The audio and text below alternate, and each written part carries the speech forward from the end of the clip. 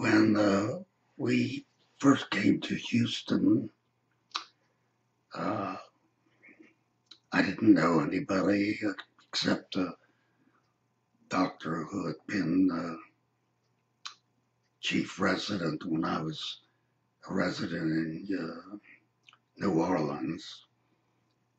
So we began meeting people socially. I did get a half-time job at the VA clinic in the pulmonary section. There wasn't much money there.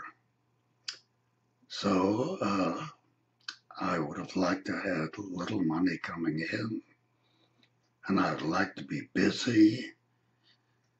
So when the general practitioners in town found that I was new, one of them approached me and said, "Would you like to take my calls, on the weekend?"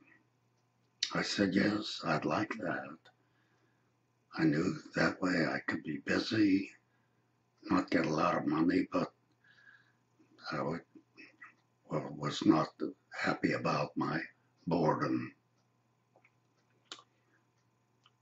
One evening, it was Saturday night, about 10:30, Yvette and I were watching TV.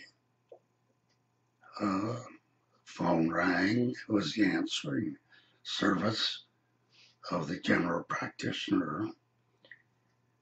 She said a man had called, and he said a woman was sick and hurt, and they needed a doctor. So I took the address. Yvette asked me, "Where are you going?" I said, "I'm not sure, but I think it's east side of Houston,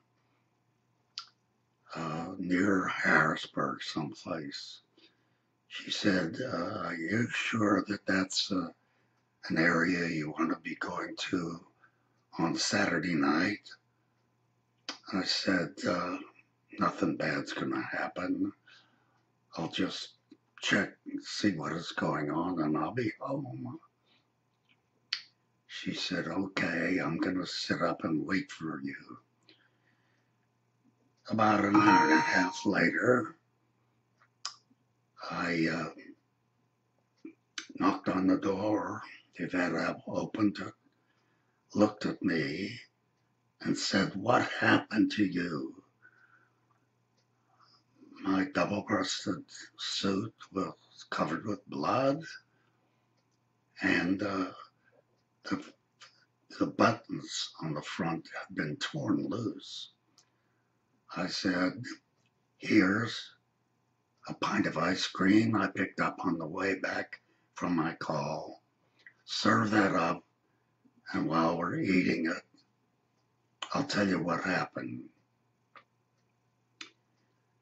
I said, with a little difficulty, I found the address, pulled up next to the porch of the house, got out of the car with my bag, and I could see the front door of the house, which was made of glass for the most part.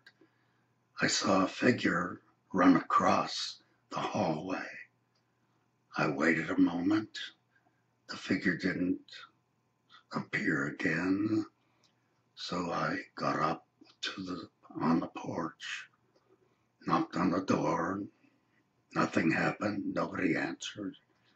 I tried the doorknob, and the door was open, and I walked straight down the hallway into what looked like a bedroom.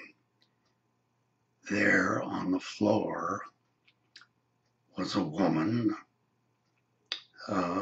with blood next to her head. She wasn't moving.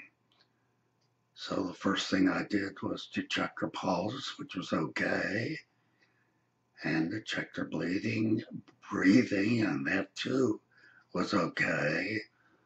There was a strong smell of alcohol and blood on the floor.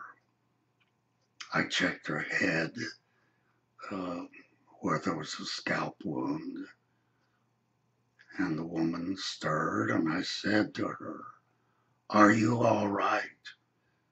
She turned, looked at me, and she reached up and grabbed my coat of my lapel and said, "Oh, I'm so cold." And she pulled me down because she wanted my body as a source of warmth. I pulled back, and at that moment, the buttons on my coat came off, the lapel tore, and I pushed her back down and knew that I didn't belong there. I called the police. They appeared promptly because they knew this was Saturday night and things in the Harrisburg area happened to these people on Saturday night. They searched the house and found a man crouched in the corner. He was a figure that had dashed across the front of the hallway that I saw when I approached the house. We figured out the two of them had been drinking and I don't know what else. I told the police I think I had to go home. They agreed. They took my name, address, phone number, and I left. On the way home, I picked up a pint of ice cream, and as Yvette and I ate the ice cream, I told her what happened. She said, "You're lucky. One of them might have hurt you or hit you on the head." I said, "No, it was just a man and the old woman. I think he hit her on the head." She said, "Well, you're very lucky." I said, "Yeah. And in addition, I'm going to get a new suit."